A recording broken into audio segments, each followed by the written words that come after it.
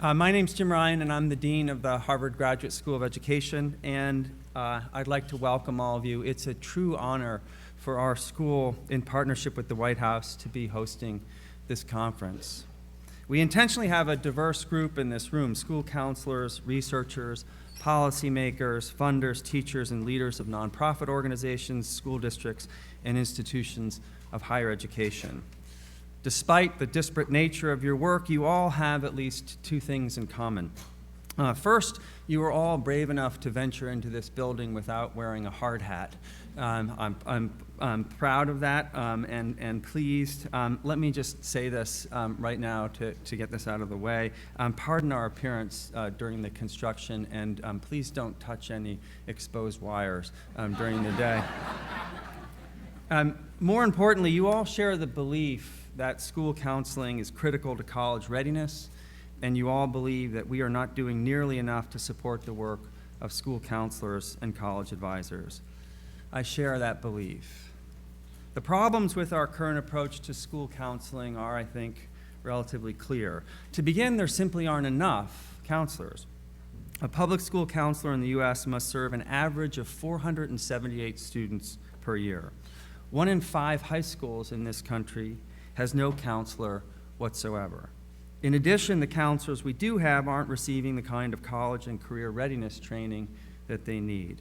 This problem is particularly egregious for low-income and first-generation students who, more than any other group, need adults in their lives who not only instill the idea that college is a possibility, but also give them the tools they need to make college a reality. And if I can share a personal story in this regard, which convinced me of the need of counselors. When I was in high school, I grew up in a blue-collar suburb in New Jersey, and the high school that I went to didn't often send students to elite colleges and universities. About half of the students went to college at all. And I was doing pretty well in school and met with my counselor as a junior and was told if I... Hello, everyone. Oh, maybe that's my counselor. This is not such a favorable story for her. I met with her, and she said if I kept up the good work, I could go to a state school in New Jersey, which would have been fine. I went home and talked to my father. Neither of my parents went to college. My dad, not knowing any better, said, well, why can't you go anywhere you want? I mean, he looked at my grades, he knew my SAT scores. He said, who's doing better than you? I said, at the school. He said, no, anywhere. I don't understand why you shouldn't go anywhere you want. So he marched up to the school, met with the counselor, and the counselor told him that she didn't want to raise my hopes. And so he said, you need to talk to somebody else. So for our high school, students came not only from my hometown, but also from Hohokus, which has the distinction of being the only double hyphenated town in the United States, which my father used to always say must really bring in the tourists. It was a fairly affluent town. A lot of the parents did not send their kids to Midland Park High School, but to private school, but some went. And one of my friend's father had gone to Princeton. And so my father said, you need to go talk to Mr. Adey and bring him your transcript and your scores and ask him where you should apply. And so I remember this as if it were yesterday. I sat in the room in their house that's never used, their formal living room, and talked to him, and he said, you absolutely should apply anywhere you want to go. And so I did, and I went to Yale, and it completely changed my life. And I tell you this story only because, to me, college counseling is about maximizing potential. We have a lot of students in this country who aren't prepared for college, and that is a huge problem. But we have a lot of students who are prepared for college, who aren't getting the guidance and support and counseling that they need so that they can maximize their potential and actually reach their aspirations. And I think that that is a problem that is not only pressing but solvable. But districts have to make counseling a priority, and this is the last problem. Too few districts are making counseling a priority. Too often, this crucial link to college is seen more as a luxury than as a necessity. But it is indeed a necessity because the benefits of counseling are clear, just as clear as the challenges. Research consistently shows that school counselors can have a positive impact on student aspiration and achievement. When counselors are actively involved with students and their families from middle school on, for example, the students' chances of enrolling in a four-year college increase, and this is particularly true for low-income students.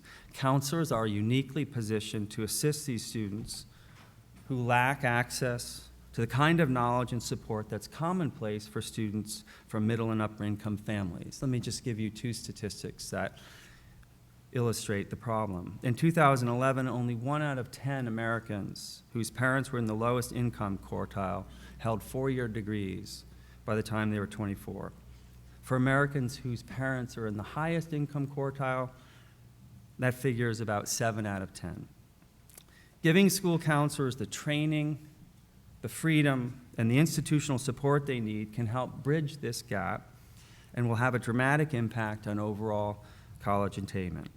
That's why training counselors is a key component of our school's commitment to equity.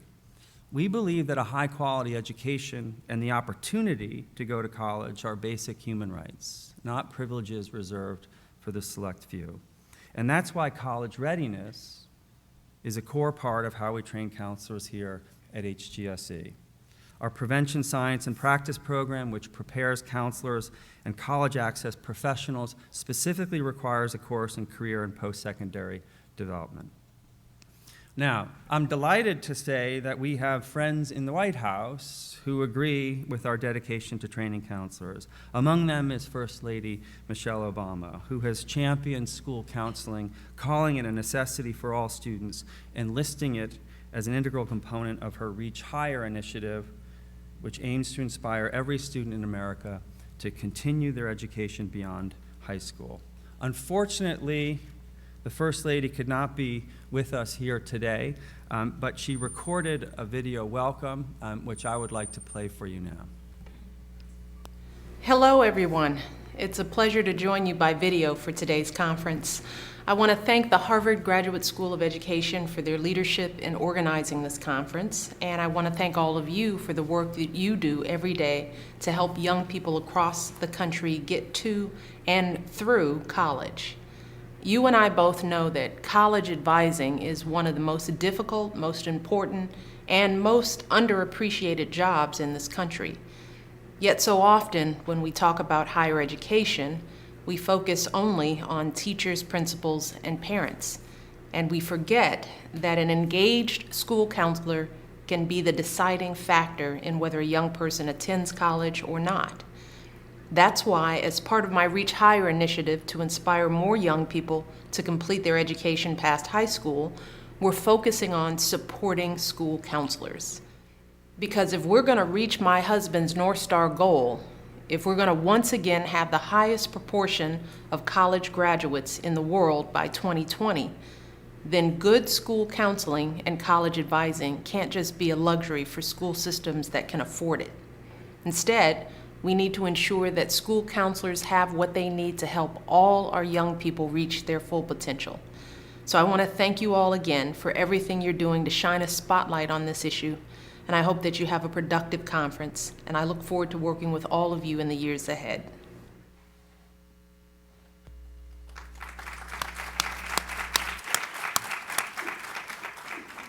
So as this video suggests, Michelle Obama is a strong believer in school counseling. Indeed, in a speech last month at the American School Counselor Association annual conference, the First Lady referenced the National Defense Education Act, which, among other things, provided funding and training to counseling programs in order to get more students to go to college. That act was signed into law after the launch of the Soviet satellite Sputnik, and the hope was that properly trained and supported counselors could encourage more young students to go into science and math so that the U.S. would have the personnel to close the perceived technological gap. Consider the timing. Sputnik 1 orbited the Earth in October of 1957, and the National Defense Education Act was passed less than 1 year later in September of 1958. Now consider the timing of the current problem. It's been more than 2 decades since the United States led the world in the percentage of population with college degrees. This ongoing failure is more than just an affront to national pride. It represents a threat to our economic and national security that's every bit as real as the one that triggered the space race. By 2020, there will be roughly 55 million job openings in this country, with more than 60% of those requiring some form of post-secondary education. And yet, at our current rate, we'll fall short by millions in the ability to fill those jobs. If we're to meet the demands of our economy, if we're to prepare a generation of citizens who can solve the complex problems of this century, if we're to address the moral failure to expand educational opportunity to all Americans, we have to act now. And that's why I'm so excited to be hosting this conference and to be here with all of you. I know the people in this room aren't just content to talk about this problem. You have the collective experience and expertise to generate real solutions, and I expect and hope that you will come out of today with concrete steps for giving counselors the support they need to expand college access for all students. Now, I'd like to just take a quick moment to thank a few people who have been instrumental in planning this conference. First, thank you to my faculty colleague, Mandy Savitz-Romer, who took the lead here at HGSE in making today happen.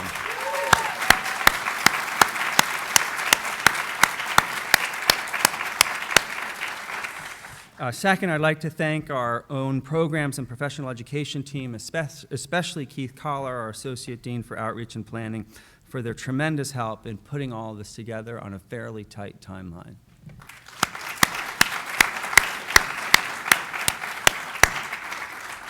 Thanks as well to Eric Waldo, the Executive Director of Reach Higher, and I'm proud to say a 2003 graduate of the Ed School.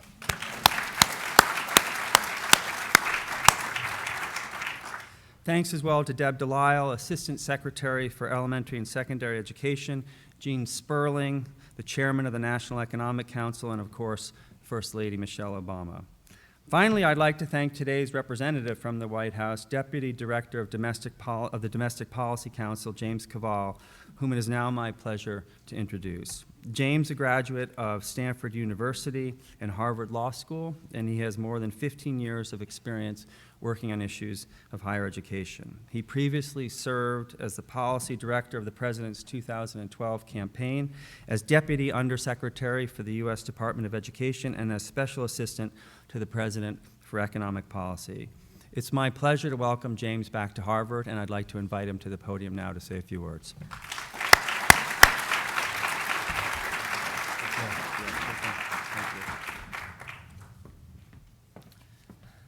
Good morning.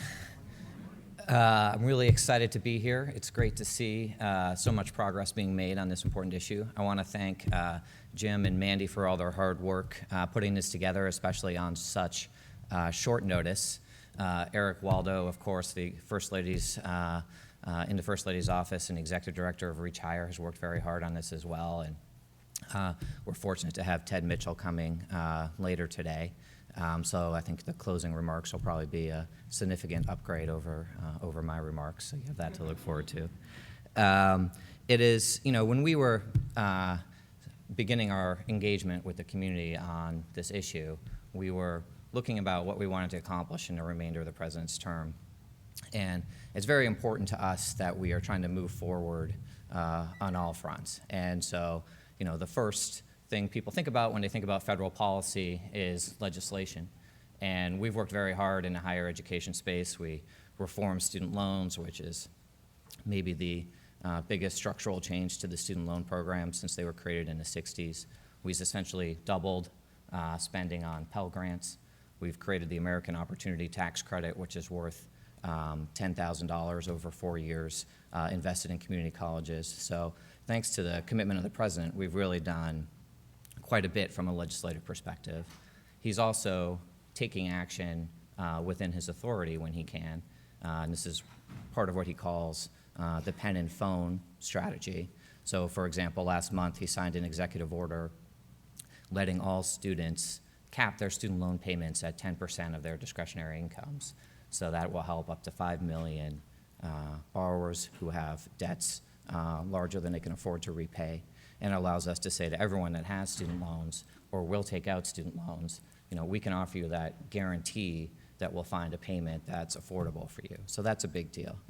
But while we're doing everything that we can, we also know that there's a lot that we can do as a country and as a community to move forward that doesn't depend on policy changes out of Washington. In fact, that's the most important part.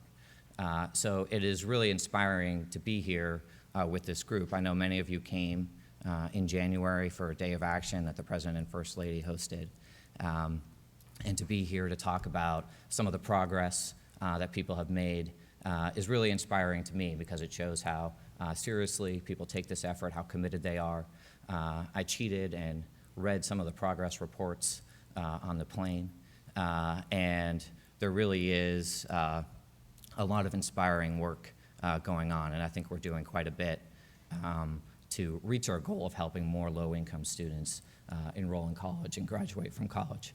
Now, I wanted to say a word about why this is important to the President, and he said that the defining challenge of the second term for him is the stagnation of the middle class, and how do we help more people get into the middle class, and how do we make sure that middle class incomes are growing.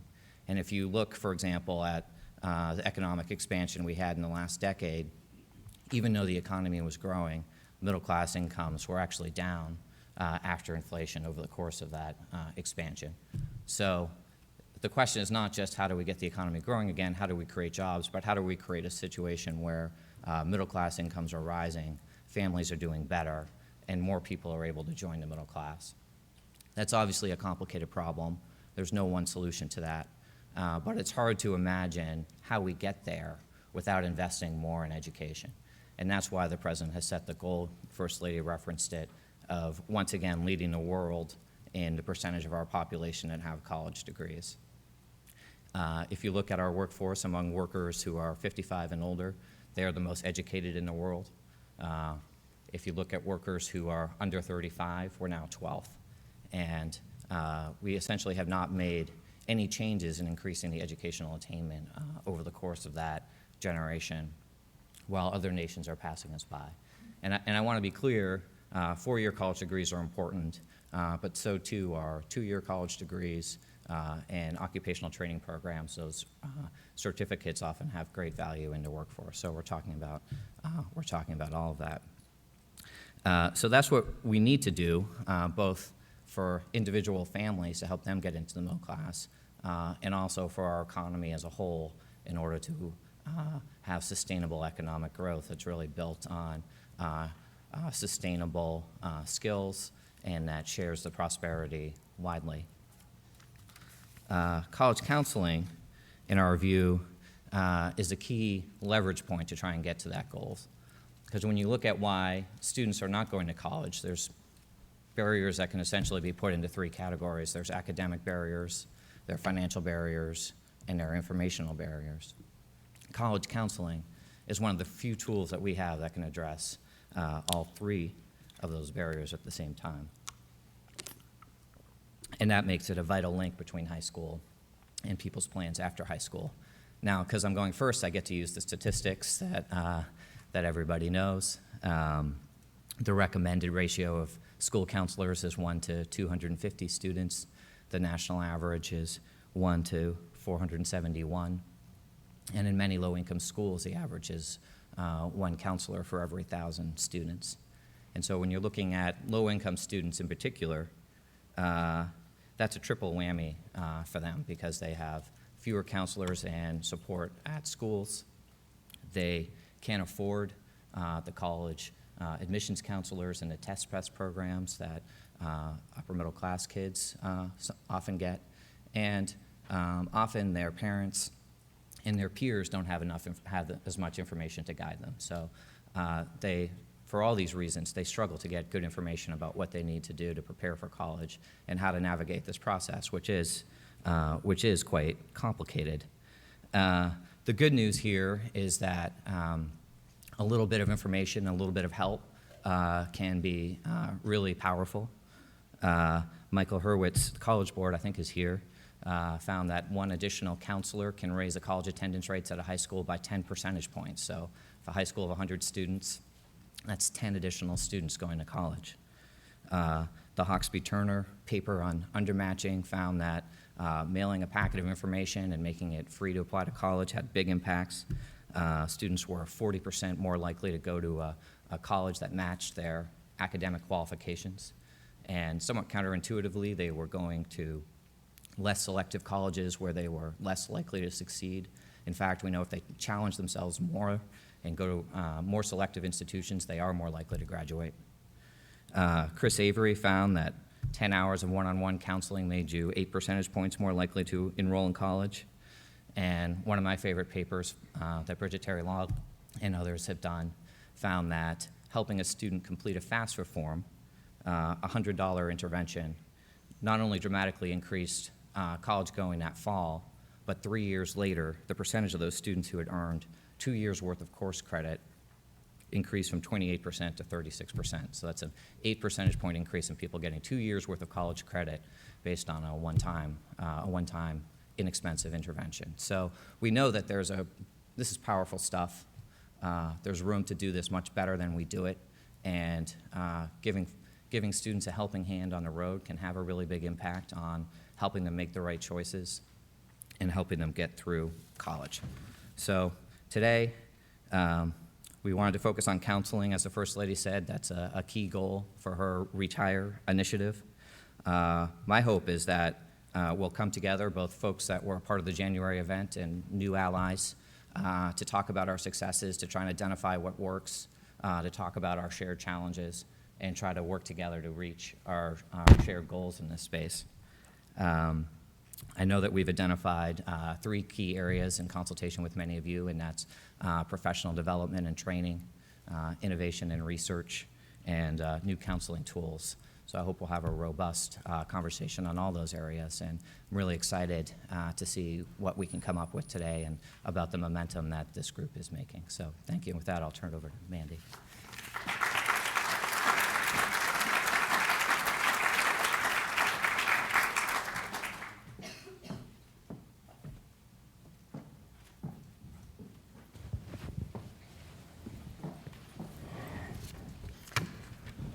Thank you, James, and good morning, everyone. I'll try that again. Good morning, everyone. The HGSE, we're excited you're here. I'm delighted to see so many of my colleagues and friends out there. My name is Mandy Savitz-Romer. I'm a faculty member here at HGSE. I direct the master's program that Dean Ryan referenced, Prevention Science and Practice, and most importantly, I'm a former school counselor. And in fact, up until her passing last year, my 89-year-old grandmother would still introduce me to everyone at the nursing home as a guidance counselor at Harvard University. I was pretty okay with that. So most of my career I spent as a border crosser. I've worked in K-12, and then I did a doctorate in higher ed. I've worked in research. I've spent time in practice. I've been a school counselor, and I've trained many in the college access professional organizations. I cross these borders all the time. And I think it's for that reason that today especially feels like such an important step forward. Because with the First Lady's call to invest in school counseling and the nonprofit providers that support their work, it's a step towards saying, together we can do more. We can come together as a field, remove those barriers, stop crossing borders, and say, together, what could we do? What would it mean if our research was applied and connected to practice? What would it mean to have higher education researchers together with school counselors and those who train them? What does it mean to bring together school counselors and their partners in the community to say, what does this work look like? How do all of our parts fit together so the sum is so much greater? I'm convinced that that's the direction we need to take if we're to meet President Obama's 2020 goal and support the First Lady in her initiative. So with that, I have some organizational items to cover, just to sort of mention before we begin, and then I will begin my task of introducing the first panel, or as I've referenced it at home, starting the party. As you can see, we have a very tight program. That's because I'm an overachiever, and I like to fit a lot in a day. So you all are subject to my desires. What that means is that we don't have a lot of time in between sessions. We've structured today very intentionally. We want people to come together and listen and learn, be inspired, and be encouraged by what could be, to learn about the 3 areas that James just mentioned in professional development and training, innovative programming and research, and counselor tools, and think and have time to apply that to your own professional context. What would it mean to go deeper? I certainly believe that doing more is great. I think doing different is even better. I think we have a lot of room to grow here. And today's structure and the terrific people that we've lined up to share their experiences with you, the pioneers in this area already undergoing and taking on important work, are here to set us off. The second thing you may have noticed is that we're live streaming today. There are signs around. This means two things. One, you should find a camera and say hi to your mom. It also means that those of you joining us online, please use the hashtag CollegeAccess14. Those of you in the room, please join Twitter as well, but the faculty member in me says only during the breaks. For those of you in the room who are my former students, yes, I just used hashtag in a sentence. I want to extend one more word of thanks, and I know, because I know so many of you, that you'll join me in this. Today would not have been possible if it were not for the leadership and the support of Greg Darneater.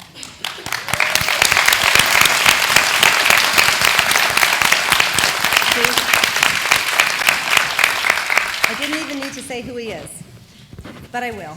As the Secretary's Chief Advisor on College Access, he supports Secretary Duncan in all of the college readiness work. He's been our champion. He believes in school counseling, and importantly, he believes in systems of opportunity. He's supported so many of us. I know he regrets not being here, but importantly, he's excited about what we can accomplish, and he stands ready to support us and the conversation moving forward. So with that, I'll begin this morning's panel. We talked today about professional development and training. And as I said, I'm a former school counselor.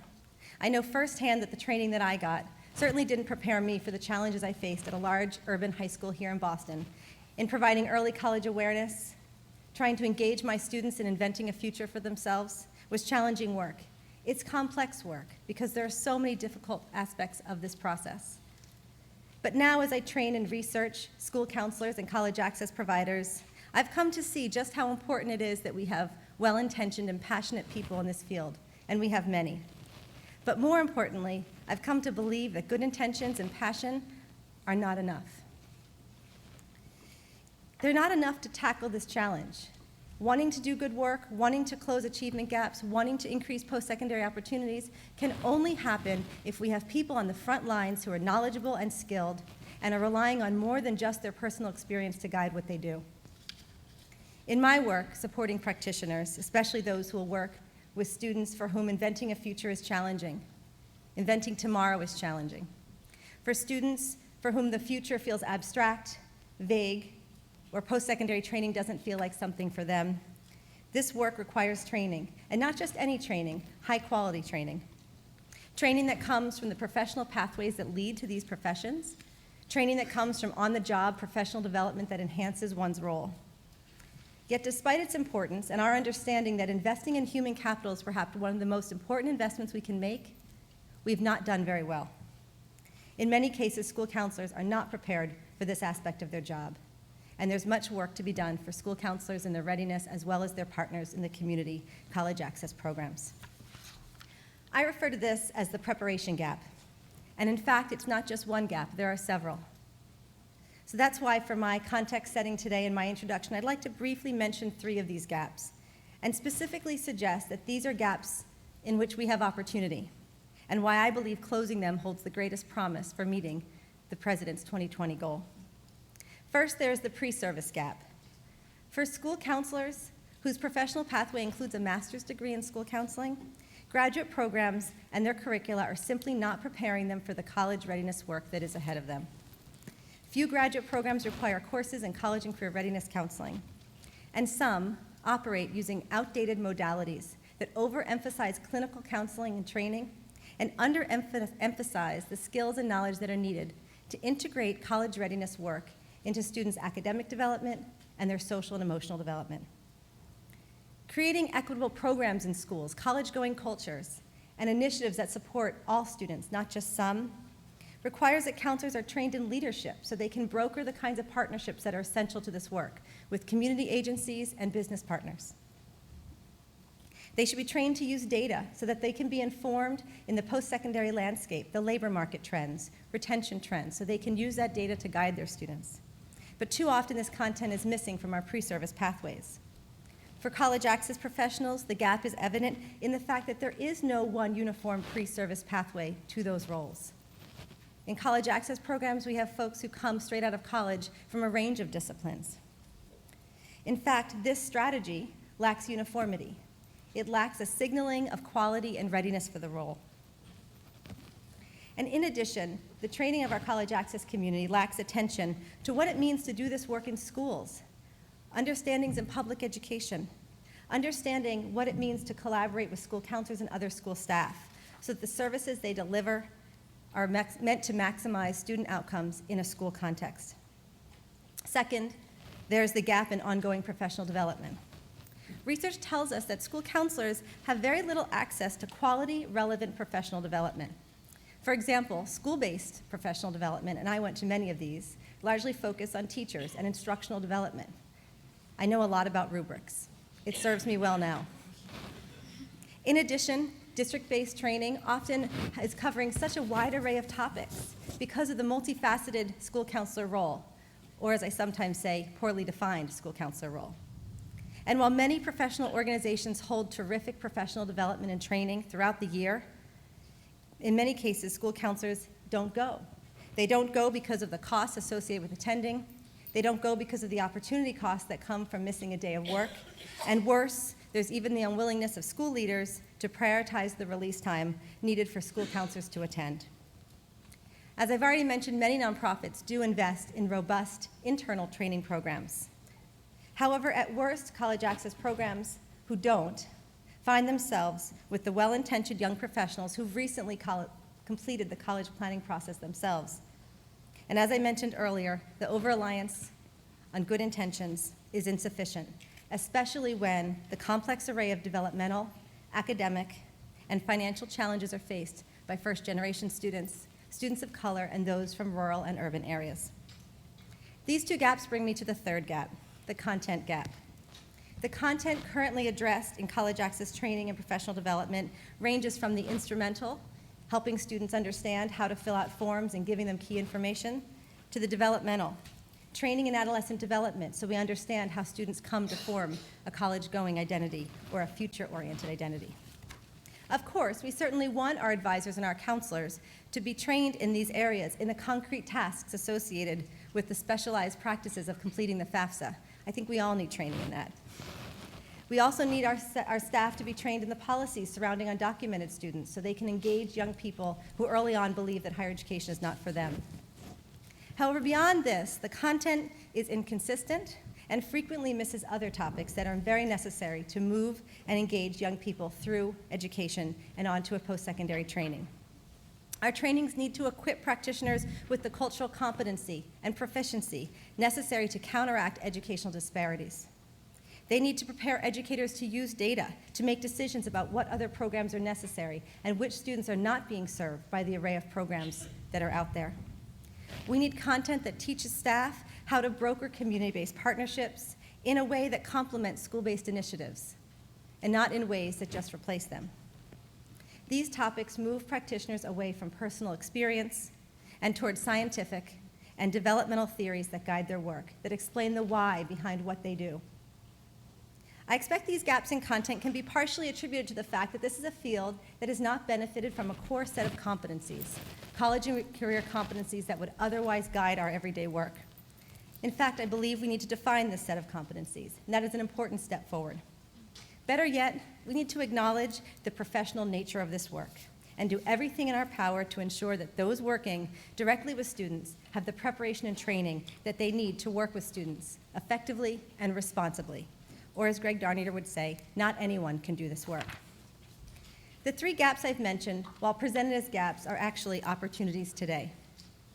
Closing the preparation gap, as I've dubbed it, speaks to the importance of building a cadre of professionals who deeply care about educational equity. They are people who are uniquely positioned to influence students, but they're people also who are skilled and knowledgeable based on more than just personal experience. Closing this gap, it seems to me, is critical, not just because it supports students and it makes their practices more effective, but importantly because it also enhances the other investments we've already made. You see, school counselors act as mediators to other educational policies. They make the difference between the new tools being used or not. Makes them better equipped, whether it's a college rating system, a net price calculator, or a new data platform. The efficacy of school counselors will make the difference between those tools getting into the hands of students or not. So over dinner the other night with my husband, I found myself trying to calculate the total numbers of professional learning a practitioner spends in their career. I should note that my husband is a director of professional development at a Boston school. In the old days, we would have done this in the back of a napkin and I would have held it up, but we now have iPhones. We figured that between graduate school and ongoing professional development over a 30-year career, a counselor can expect to spend over 1,000 hours, or the equivalent of 128 days of professional development. 128 days. If we can succeed in getting a fraction of that time dedicated intentionally to equipping our practitioners to have the college and career readiness knowledge and skills, just think about the workforce we'd have on our hands. We don't have that now. It seems to me a tremendous opportunity. Now, I'm not saying we can close these gaps through any one organization, or that one graduate program can add a course and this will change everything. This will require new investments in this area and expanding the good work already underway. But it also means taking on a new mindset about what it means to engage in this work. Fortunately for us, and all of us here today, we have 3 pioneers with us who are already doing this work. Each member of this morning's panel will share with you an example of how their investments in professional development and training have advanced the work of school counselors and college access professionals around the country. They will answer the question, what more could intentional training be? What more could we do in both pre-service and in-service to advance the post-secondary opportunities that we know all young people deserve? So at this time, I'd like to turn it over to our panel. This morning, we will hear from Dr. Rachel Perouse, who is from the University of Connecticut at Storrs. We'll hear from Brandy Johnson from the Michigan College Access Network, and Melissa Miller-Kinkart from the Utah System of Higher Education. And with that, I'll turn things over to you, Rochelle.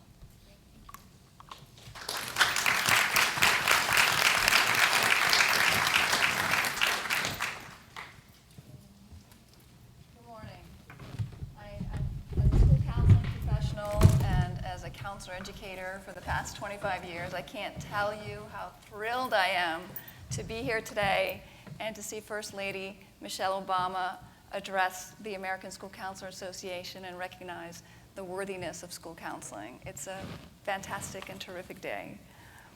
As you heard, I'm from the University of Connecticut, and there we started a program where we worked with the National Office for School Counselor Advocacy at the College Board.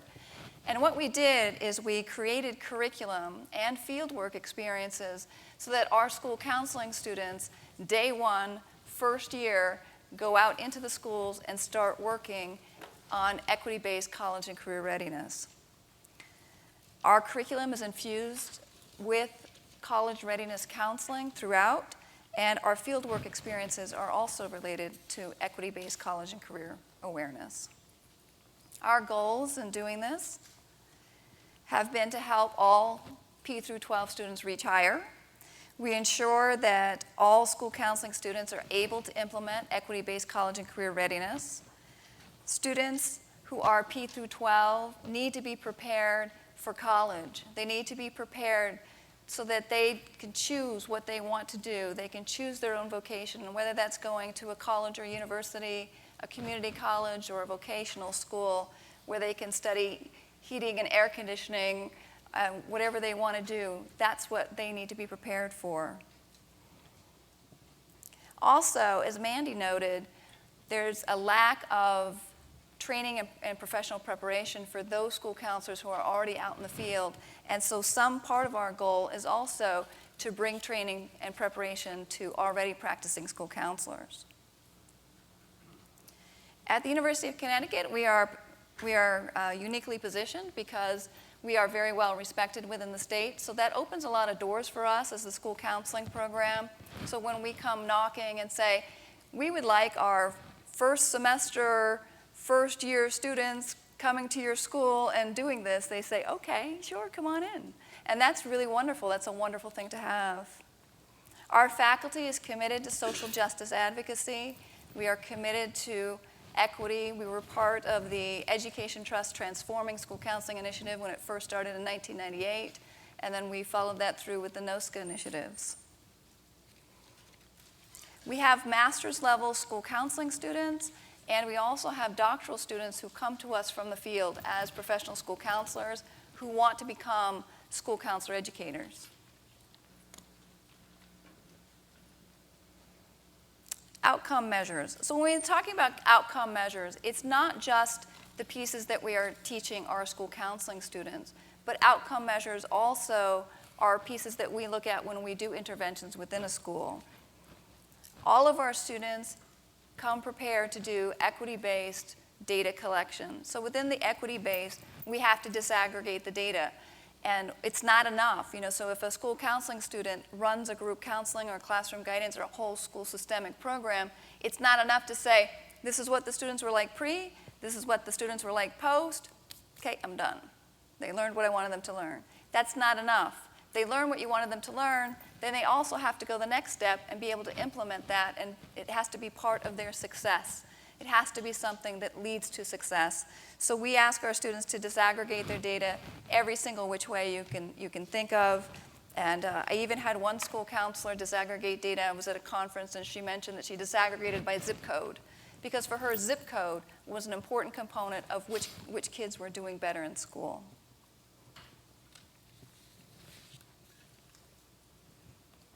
Response from stakeholders has been wonderful.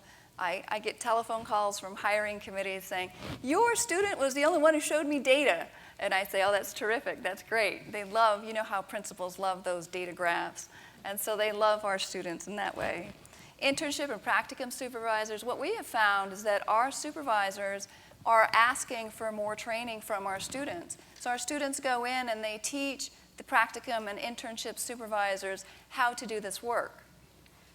From counselors throughout the country at conferences. Here again, we're talking about the fact that a lot of professional school counselors did not get this preparation. When we present at conferences at NACAC, NCDA, ASCA, the American School Counseling Association, I can't tell you how many people come up to us afterwards, standing in line to shake our hands and say, thank you so much, I didn't get this in my master's level program. So there's a huge need there. So how do we get students coming in ready to do this work? The most important thing really is pre-screening. On our website, our mission statement says that you're going to come in and you're going to be doing equity-based counseling. You're going to be a social justice advocate. We follow that up with pre-screening questions where we ask our students, when were you an advocate for someone, and what did it look like, and how did it feel, and how do you know you made a difference?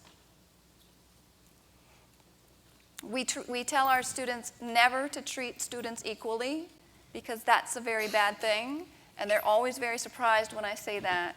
But we teach them to treat students with equity, because some kids need more, and that is the most preferred way that we would like to work with students.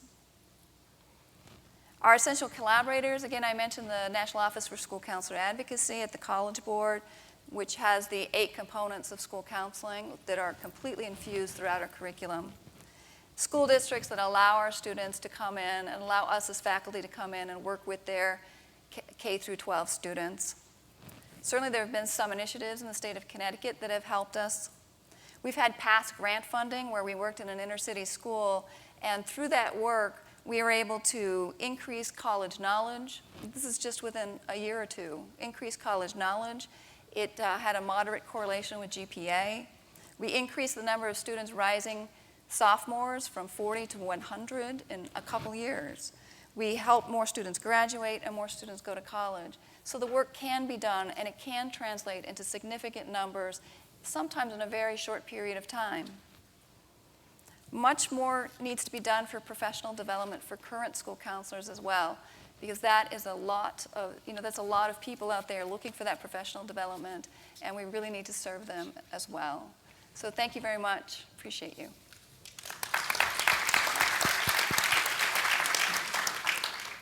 Good morning, and thank you to Mandy for allowing me to speak with you. I'm really excited about this work. So my name is Brandy Johnson. I'm the Executive Director of the Michigan College Access Network. We're positioned as a nonprofit organization in Lansing, Michigan, but really serve as the coordinating body or the hub for the college access movement in Michigan. Our mission is to increase college readiness, enrollment, and completion in Michigan, particularly among low-income students, first-generation college-going students, and students of color. We're most known for our work around forming local college access networks, where we create and spark and support alliances of K-12, higher ed, business, philanthropy, the nonprofit sector, and government to come together around increasing college enrollment at the local level. But that being said, one of our other core strategies to our mission is professional development, and specifically of high school counselors. So about 2 years ago in our strategic plan, we highlighted, underlined, bolded, this work is something we wanted to dive deep into, and so that's what I'm going to tell you about what we've accomplished over the last year. In essence, we want Michigan students to have access to well-trained, effective, and strategic school counselors who are really empowered to be leaders and advocates for college access for all students. We took a two-pronged approach, working on both pre-service and in-service strategies. I'm going to spend most of the time talking about in-service, but just to give you a snapshot about pre-service. I, myself, my board, and other people that I met with really fell off our chairs when we realized how little training was provided in graduate schools in Michigan to school counselors. It was shocking to me as a non-counselor, I come from a policy background, that counselors did not receive a dedicated course in college access and college advising. So I said, we need to fix that. And a lot of people told me that wouldn't happen, that graduate schools wouldn't change their curriculum. And I really like it when people tell me I can't do something, because I will. And so I raised just a little bit of money, some small incentive grants, and provided them as a challenge to graduate schools in Michigan to develop, offer, and require a dedicated course in college counseling and college readiness for their pre-service counselor training. This was about a year and a half ago. 3 institutions of the 10 in Michigan took us up on our offer, and 1 year later, this was in 2013, 1 year later, 2 of the 3 now have a required dedicated course in college counseling. We helped develop the curriculum, but the incentive was just a little bit of grant and a little bit of money through a grant and some recognition. So like the proof is in the pudding. 2 days ago or so, I went on their websites to make sure the courses were indeed listed in the course catalog, and they are. So this is Western Michigan University. Christopher Tremblay with Western is here with us, as well as Wayne State University, which is our urban research university in Detroit. And so these will be offered in class of 14 and from fall of 14, and with this upcoming class, it is a required course in their curriculum. And now we're working on the other 8 graduate schools to soon follow suit. So now I'm going to talk about the in-service prong, which is where we developed, really put a lot of energy and time into. Despite us not being a southern state, we partnered with the Southern Regional Education Board, their counselor training initiative, which you'll hear about later on from Alice Ann. We wanted a flexible curriculum and also a statewide license. So Michigan MCAN purchased the statewide license so that we could have it into perpetuity and also to share it with other college access professionals, although our initial core target was high school counselors. Over the course of the last school year, MCAN hosted a pretty intensive training for 81 high school counselors to become college counseling experts. Each counselor had to be nominated by a school leader, which really was only designed to get the buy-in from the leadership in their district. So whether it be a superintendent or a community foundation president, we wanted the counselor to know that someone had their back at home and really wanted them to participate in this inaugural course. The course was 60 hours of work taught in a hybrid fashion, half online, half in person, taught by expert instructors. 2 of my instructors are with us today, Christopher and Patrick O'Connor. Each counselor that completed the course received a pretty significant number of continuing education units, as well as an endorsement from MCAN, recognizing that MCAN is not a higher ed institution, but it's a certificate they can hang on the wall and put on their resume.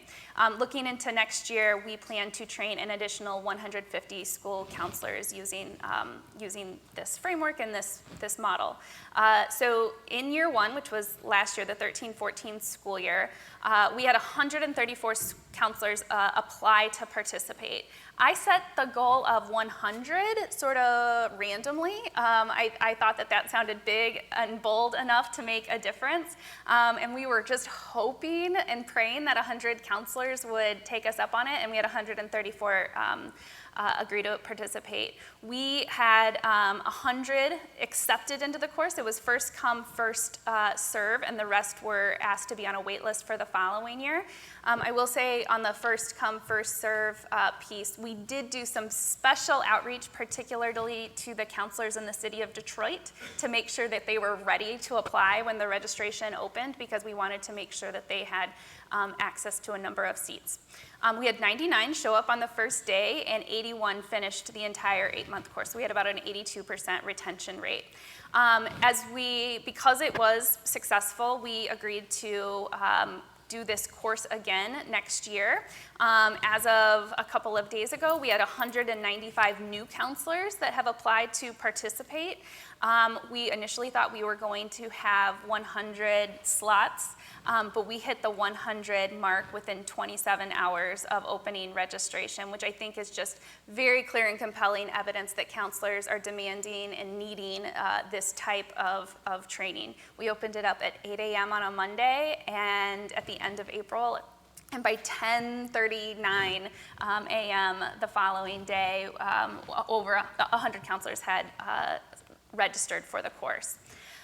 Because this was the first year that we did the course, we did survey the counselors extensively. I know that they were sick of our surveys, but we really wanted to get their feedback in order to continuously improve and make the course better for next year. So these are just some of the questions we asked. We asked, was the course beneficial? On a scale of 1 to 5, the average was 4.2, and 89% of the counselors agreed or strongly agreed. We asked, would you be interested in participating in a follow-up training? So College Counseling 2.0, going more deep into some of these issues. 89% said resoundingly yes. We asked, would they recommend the course to other counselors in their buildings or in their communities? 90% agreed or strongly agreed. And we asked, do you feel better prepared to advocate for your students? 92% agreed or strongly agreed. And we also asked, do you feel better to advocate for yourself as a leader in your building, as the leader of creating a college-going culture? And 85% agreed or strongly agreed. And then lastly, would you change your practice based on this course? And 91% agreed or strongly agreed that they were going to change their college counseling practices. So we're really thrilled by that. No doubt this could not have happened without strong collaboration from several partners. I mentioned SRAB, who developed the initial curriculum, which we customized. The Kresge Foundation was a key funder on this project and allowed us to purchase the curriculum so that we could offer it.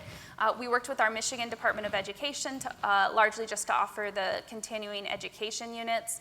We worked with an organization called Michigan Virtual University, which hosted the online portion of the hybrid professional development piece. So we had over the course of 8 months, we had 3 in-person, full-day in-person days, and then the rest was taught online, and they managed that online learning platform. And then we had several other partners that helped us develop the actual customized curriculum and designed it with us. So the last thing that I just want to mention was some of the things that I think really worked. And so if you were to try this at home, this is some of my best practices. That nomination process worked incredibly well. Counselors for the first time told us that they felt really valued by their principals and superintendents who nominated them to be a part of the course. And also that because MCAN hosted the training, they really felt like they were plugged into a larger movement. This wasn't a one-and-done training, professional development. This was really something that counselors felt like they could own their part of this larger movement to make Michigan a more well-educated state. All of the counselors received scholarships, so we offered it to them for free, which they also appreciated and told us that they really appreciated. They received that certification from MCAN because it felt like they accomplished something. And then, again, that hybrid nature of allowing some of the professional development to be done in their home and in their communities was really, really helpful. And the fact that MCAN has a strong reputation for being a trusted and credible leader, but also hired some expert instructors to actually deliver the content was helpful. So I will turn it over to Melissa, but thank you.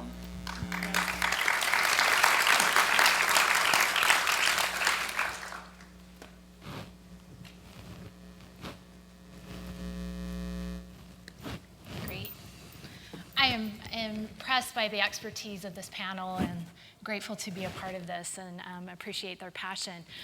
For opportunities that I have to work on these initiatives at the state level in Utah.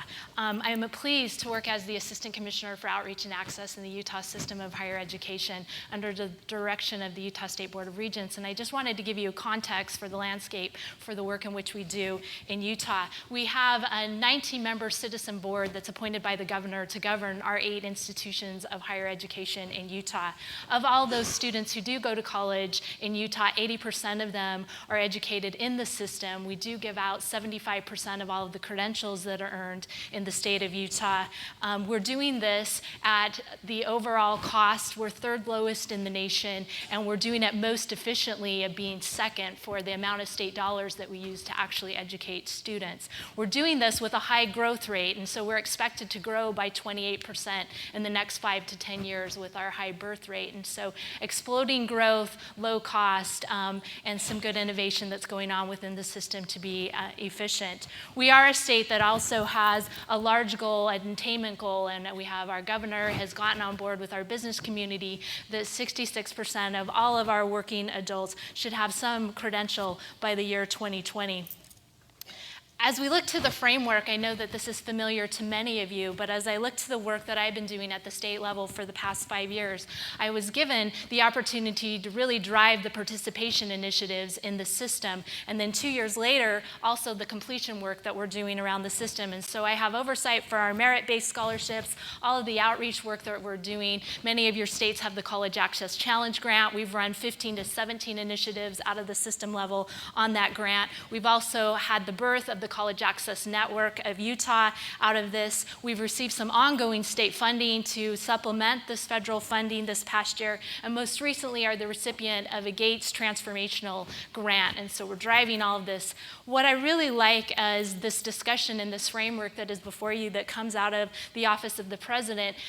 Our ship was already going in this direction, but I think it's a really nice way to kind of shape the agenda that we have going in Utah of increasing the pool, connecting students earlier, and connecting them to completion, and then also accessing college counseling. I won't be talking about rethinking remediation today, but I wanted to just give you a backdrop that really, to get this work off the ground in Utah, we had to really invest in some in-service. Much of this has been about resources, about training, and about marketing and messaging, and then building relationships with our current school counselors in our districts and our schools. Our key strategy for increasing the pool has really been our Step Up to Higher Education campaign, which is a social marketing campaign really geared at the under 12 population of encouraging students to dream, the 12 to 18-year-old population of acting on those dreams and making plans to go to college, but most importantly, those people who support that journey. And that's really been on school counselors and on parents and on families. We have found through our work that many of them want to support this work, want to be engaged, but don't have the tools or the resources or the know-how. And so we've spent a lot of our campaign around building those resources, from games to posters to brochures, conversation cards, PowerPoint templates, digital media campaign, but those resources that are readily editable to put into a school context to really inform the college choice process. The other piece has been many of your states have been engaged engaged with ACE in the college application type of campaign. We just were one of 37 states that joined this initiative this past year. But what I really found powerful with this programming is a national initiative such as that, with some technical assistance and support from the state, really was able to transformation kind of the role. What you see here is a picture of Julie Bruff, one of our counselors in Granite School District, who led this initiative in a large Title I high school. And really, the work such as kind of College Application Week placed her in a leadership role, really on par with the principal, and really was seen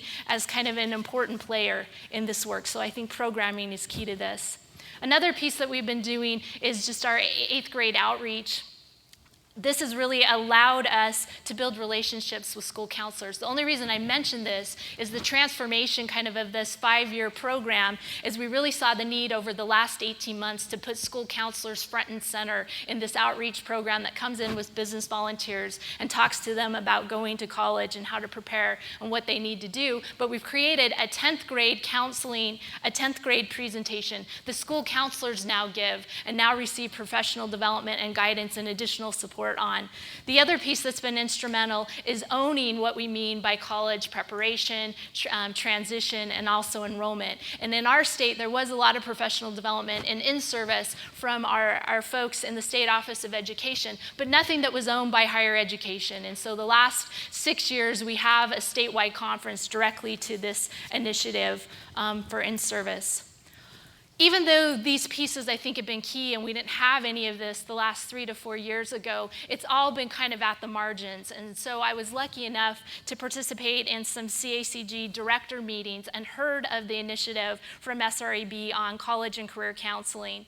And even though, once again, just like Michigan, we're not a southern state, we're been able to actually receive some really good support from those states that were smart enough early on to really invest in some additional training.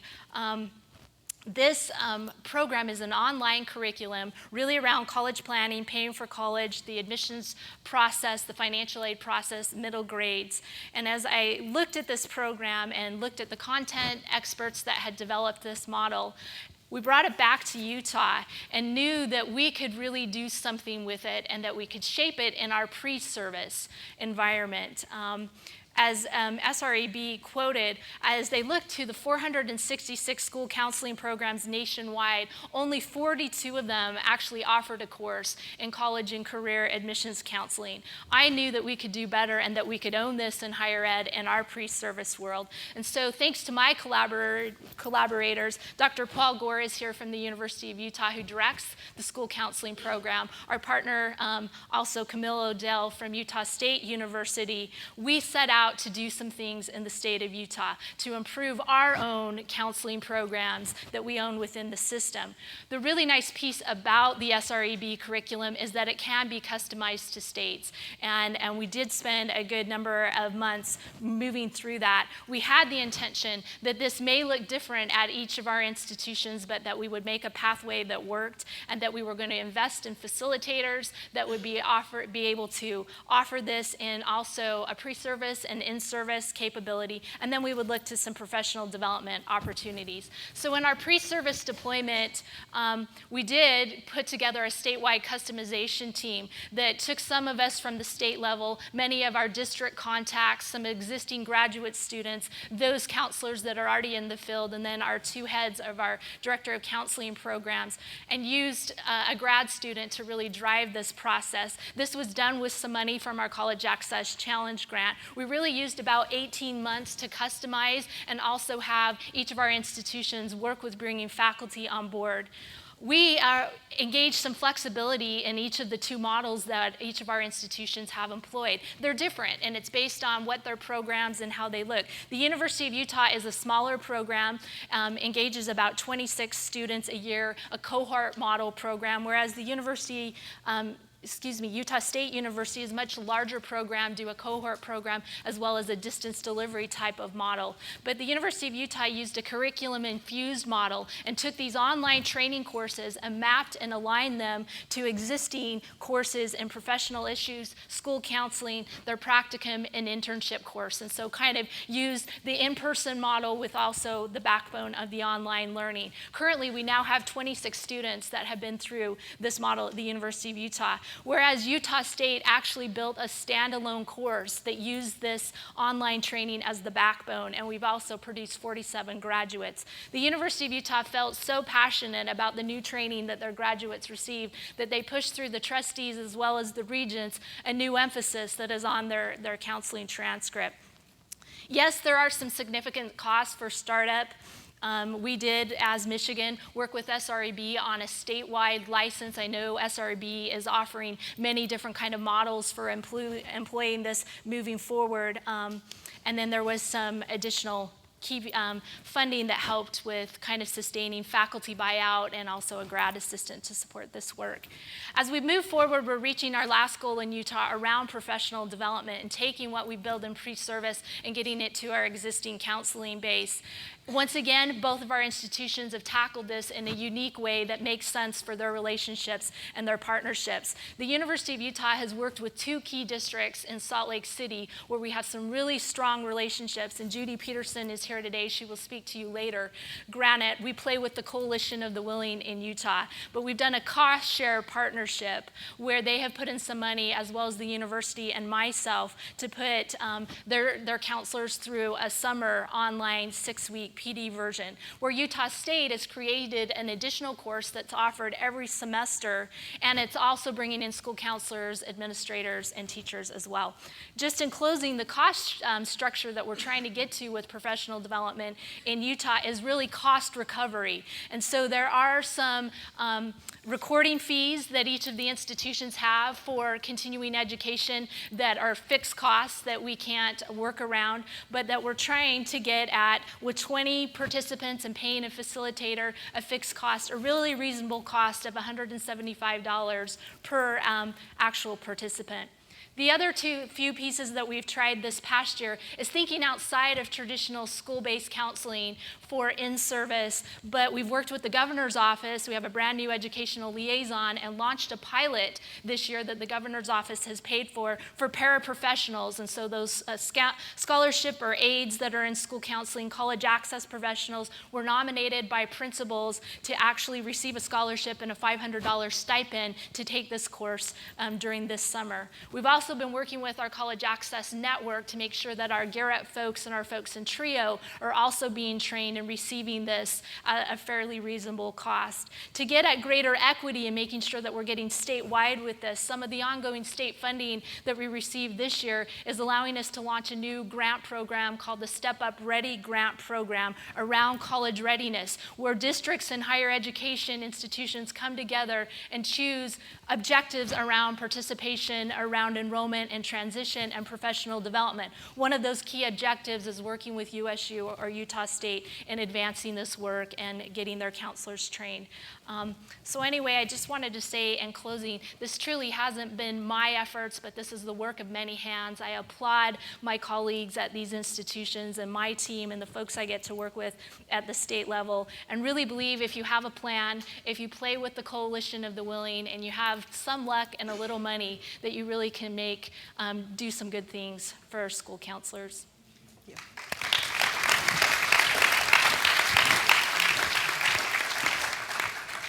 Thank you very much to each of you. I hope that one thing that you can see from this is that this work in investing in professional development and training can happen in graduate programs by looking at curriculum, through professional organizations like MCAN, or at the state level by thinking about building coalitions. It raises a number of questions for me, such as, what are the role of school districts in providing this training versus graduate programs? Where does the responsibility fall? Where are there opportunities for cost sharing and partnerships? Where are there opportunities for cross-cutting collaborations between nonprofits who have robust training programs and school districts that don't? Where are there opportunities for researchers to enter this work and evaluate the impact? Does this work? Are practitioners able to apply what they've learned in professional development? We have some research in this area, but there's more to be done. The advantage of bringing such a diverse group of people together is that we have great minds who come with so many different perspectives. We realize that all of you will attach yourselves and have interest in different dimensions of our conversations today. Our time is short, and so at this time, although we won't have time for Q&A, we want you to have time in the breakout panels to react to what you've heard. Begin to think about what this means for your work. What does it bring up for you? What questions are there? And more importantly, what solutions? So all of our breakout sessions are located in 2 buildings across the street. I've tried to make sure it's not raining. I'm not that important, but I've done my best. It's a short walk, and even better if you walk swiftly. There are many people, many staff members, my colleagues, and members of the programs and professional ed who are available to lead you and guide you to the breakout rooms. In fact, they're very willing to guide you quickly to the breakout rooms. On the back of your lanyard or your ID, you'll find your breakout room number. And when you arrive in the breakout room, you'll notice that we have a facilitator, members of the planning team who helped us put together today, as well as note takers to capture the great ideas that we know will come from this. So with that, thank you. Thanks to each of you. You did a great job. Thank you very much.